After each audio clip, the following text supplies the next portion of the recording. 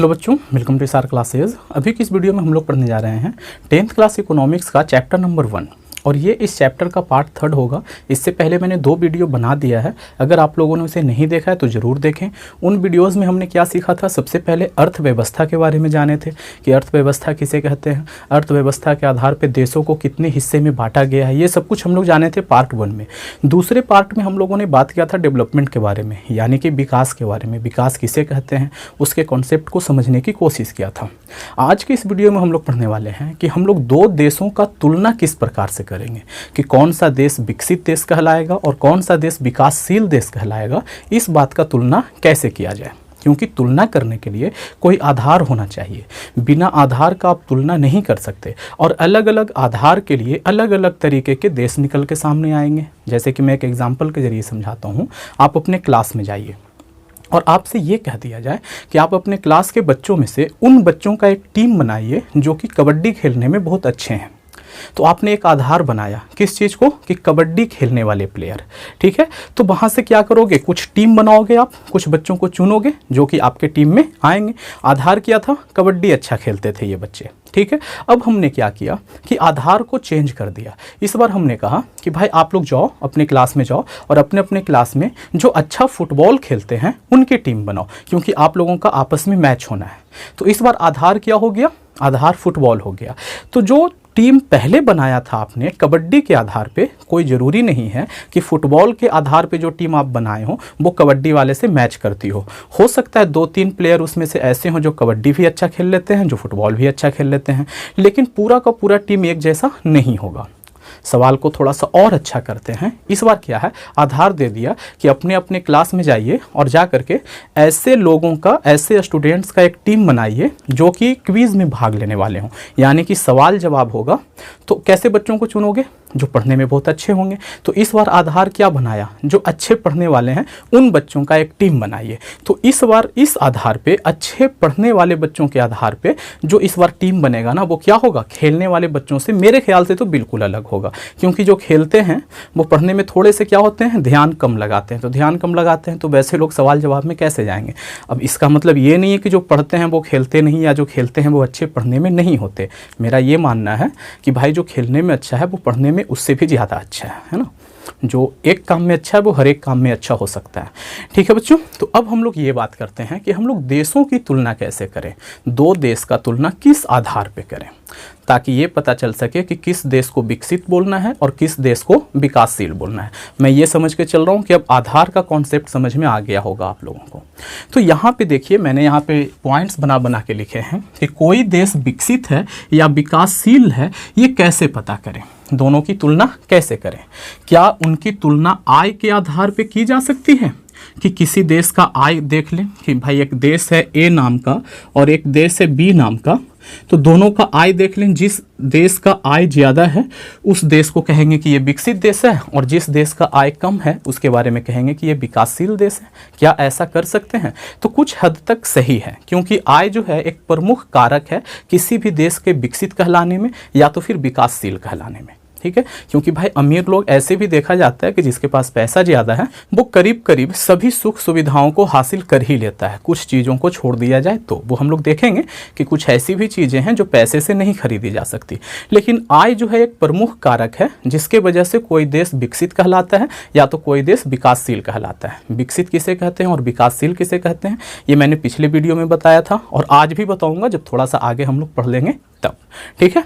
तो आइए, तो मैंने यहाँ पे लिखा है क्या आय के आधार पे हम देशों की तुलना कर सकते हैं। तो इसका जवाब है कि हाँ, आय जो है एक महत्वपूर्ण कारक है, ठीक है। तो आय के आधार पे हम तुलना करने जा रहे हैं। तो आय कैसा, अगर एक इंसान का बात होता तो हम लोग देख लेते कि भाई इनका जॉब है तो महीने में इतना इनको सैलरी मिलती है, या इनका बिजनेस है तो एक अंदाज़ा लगाते कि भाई इस आदमी को इस बिजनेस से इतना कमाई होता होगा। अब देश का आय कैसे निकालेंगे, क्या देश कहीं जॉब करता है या कहीं मतलब उनका खुद का बिजनेस है, नहीं ना। तो देश का आय जो होता है वो इस तरीके से निकाला जाता है कि उस देश में जितने लोग रहते हैं उन सभी के आय को निकालिए और उनको आपस में जोड़ दीजिए।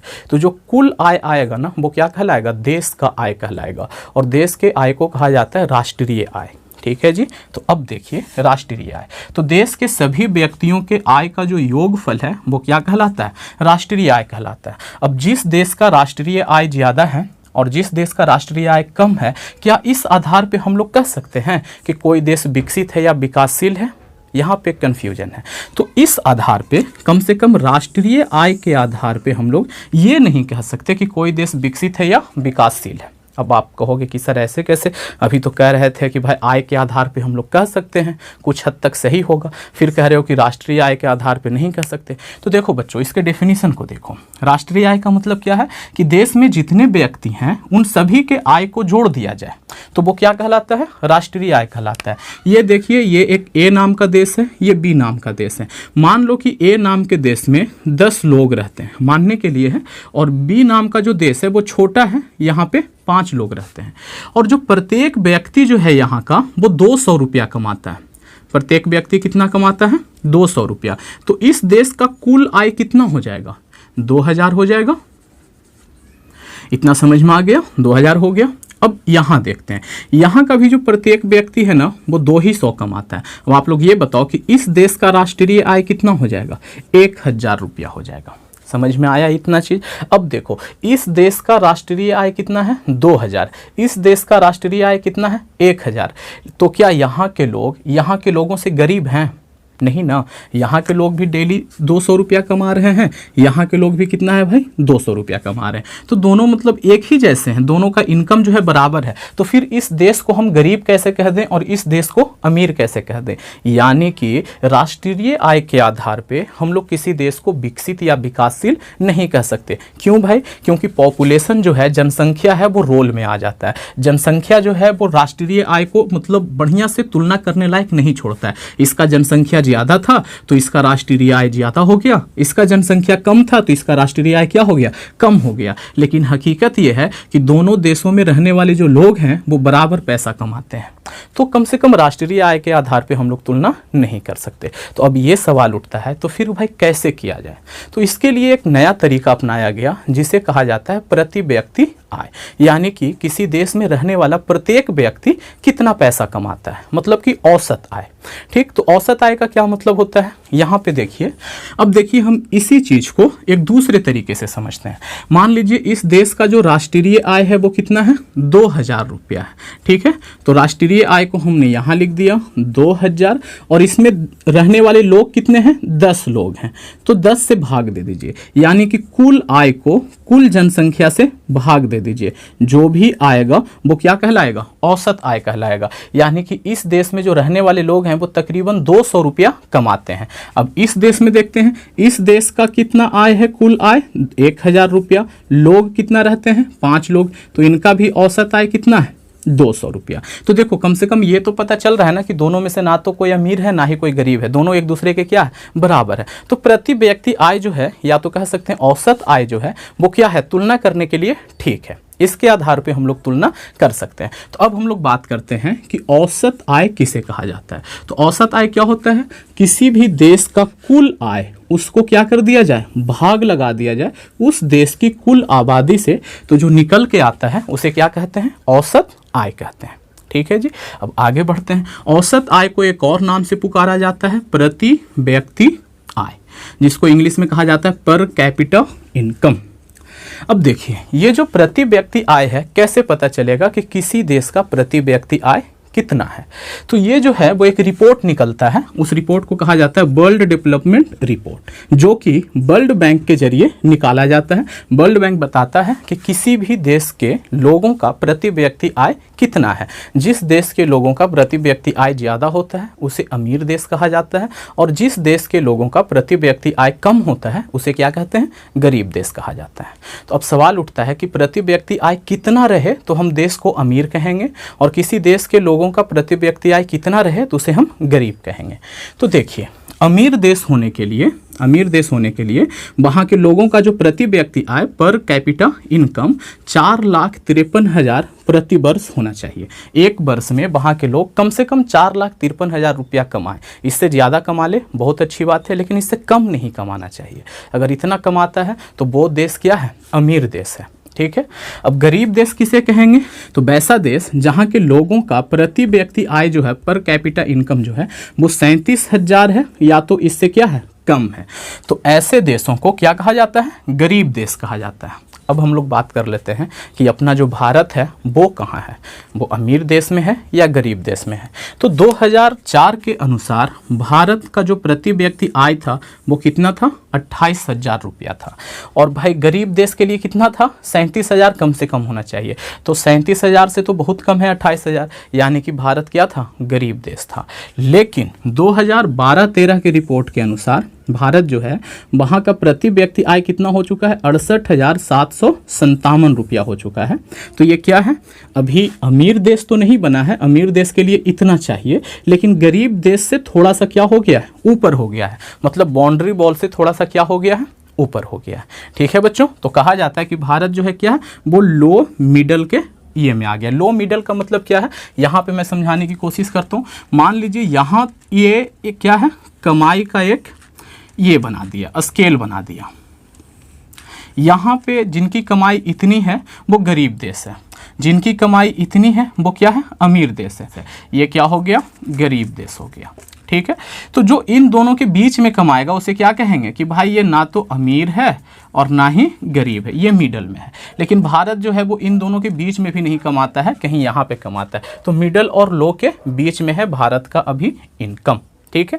अब देखिए, जो देश अमीर देश है उसे कहा जाता है विकसित देश, और जो देश गरीब है उसे कहा जाता है विकासशील देश।